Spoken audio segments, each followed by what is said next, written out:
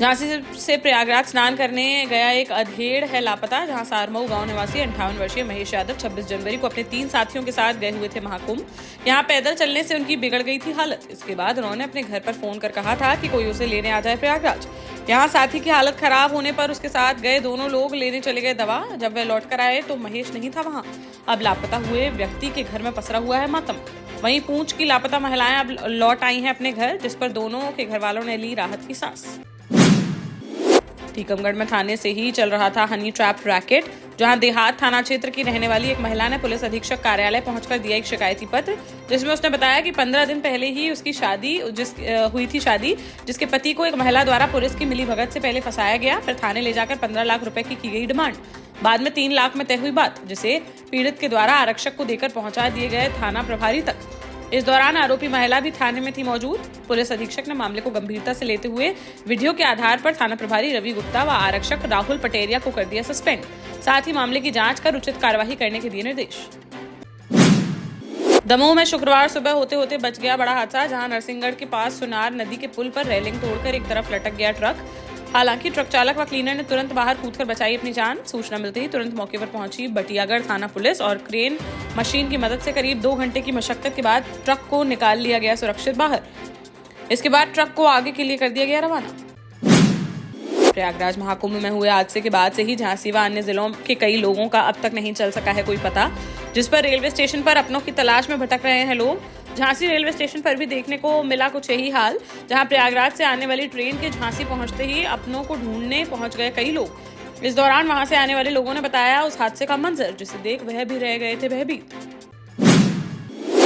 ललितपुर जिला पंचायत में गहरा गया है प्रशासनिक संकट। जहां कर्मचारियों ने जिला पंचायत अध्यक्ष कैलाश नारायण निरंजन पर गंभीर आरोप लगाते हुए कार्यालय में जड़ दिया ताला और सामूहिक अवकाश पर चले गए सभी कर्मचारियों ने जिलाधिकारी को सौंपा ज्ञापन, जिसमें उन्होंने कहा कि अध्यक्ष नियम और शासनादेश के विपरीत मनमाना कार्य कराने का बनाते हैं दबाव। उनका आरोप है कि अध्यक्ष कर्मचारियों को देते हैं धमकी कि अगर उनकी मर्जी के मुताबिक नहीं किया काम तो बोर्ड बैठक में प्रस्ताव रखकर कर देंगे निलंबित।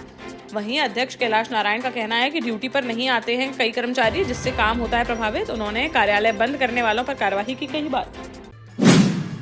झांसी में बदमाशों ने एक सूने घर को बना डाला निशाना। जहां ककरबई थाना क्षेत्र के दूरबई गांव में रहने वाले हरनारायण अपने परिवार के साथ मौनी अमावस्या पर स्नान करने के लिए गए हुए थे महाकुंभ प्रयागराज। तभी ताला तोड़कर घर में रखे 10 लाख से अधिक के सोने चांदी के जेवरात व 25,000 रुपए की नकदी लेकर बदमाश हो गए रफूचक्कर।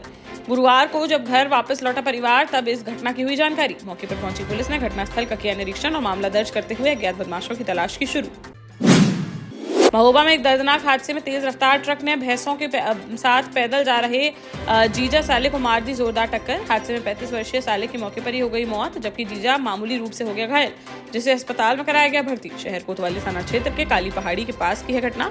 शव को पोस्टमार्टम के लिए भेजकर पुलिस ने आरोपी ट्रक चालक की तलाश की शुरू।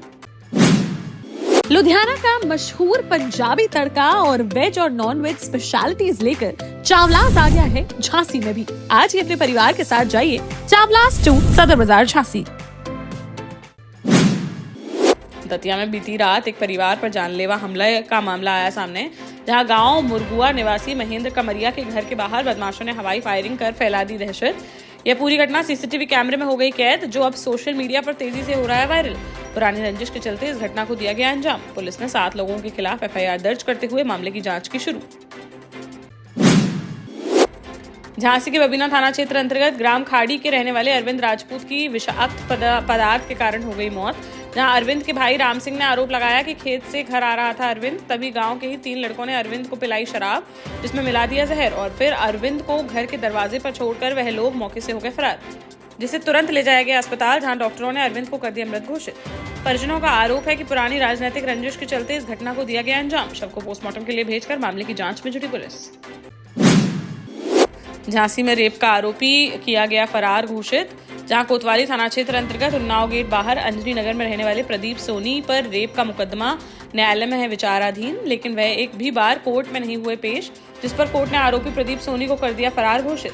जिसको लेकर कोतवाली पुलिस ने शुक्रवार को उसके मोहल्ले में जाकर कराई मुनादी। घर के बाहर नोटिस किया गया चस्पा, साथ ही डुगडुगी पिटवाकर क्षेत्र के लोगों को दी गई इसकी जानकारी। आरोपी भारतीय सुनार महासभा का है प्रदेश महासचिव। टीकमगढ़ जिले के बुडेरा थाना पुलिस ने नाबालिग से रेप के मामले में 2 सगे भाइयों को किया गिरफ्तार। आरोपी 18 वर्षीय हल्कू और 19 वर्षीय राजाराम दोनों ग्राम भैरा के हैं निवासी। पीड़िता के परिजनों ने 29 जनवरी को दोनों के खिलाफ पॉक्सो एक्ट के तहत दर्ज कराया था मुकदमा। कार्रवाई कर दोनों को भेजा गया जेल। झांसी से एक चौंकाने वाला मामला आया सामने, जहां एक नाबालिग लड़की ने प्रेम विवाह करने के लिए बनवा लिया फर्जी दस्तावेज। मां बाप ने पूछा तो बताया कि स्कूल में नाबालिग लड़कियों को नहीं मिलता है वजीफा, ऐसे में 2 साल बढ़वानी पड़ेगी उसकी उम्र। इसके बाद परिजनों ने आधार में बढ़वा दी उसकी उम्र। अब लड़की ने उसकी दस्तावेज को आधार बनाकर कर ली है लव मैरिज। लड़की के माँ बाप ने एसएसपी ऑफिस पहुंचकर बताया कि उनकी ही 2007 में हुई है शादी, तो बेटी 2006 में कैसे हो गई पैदा, जिस पर उन्होंने बेटी का मेडिकल परीक्षण कराए जाने की उठाई मांग।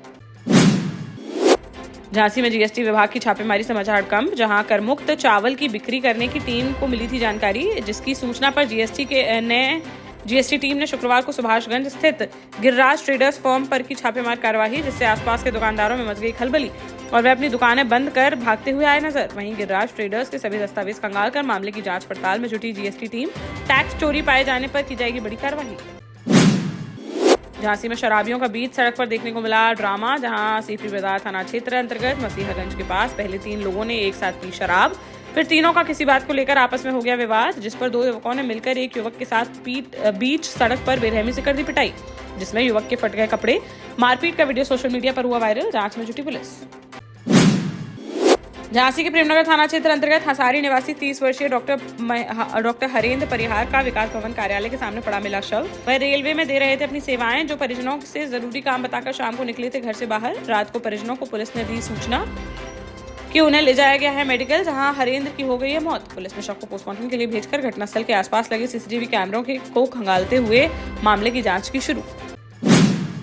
देश का जाना माना सैनफिन ग्रुप आपके लिए फिर लाया है झांसी में वास्तु के हिसाब से फ्लोर प्लान सहित एक शानदार टाउनशिप, जिसमें सुरक्षा की दृष्टि से सीसीटीवी, एक ही ग्रैंड गेट से एंट्री और एग्जिट, चौड़ी सड़कें, parking, car wash area, senior citizen and international fountain parks, swimming pool, gym, badminton, tennis आदि courts, school, hospital, shopping mart आदि कई सुविधाएं। इसीलिए तो हम झांसी में लोगों की पहली पसंद।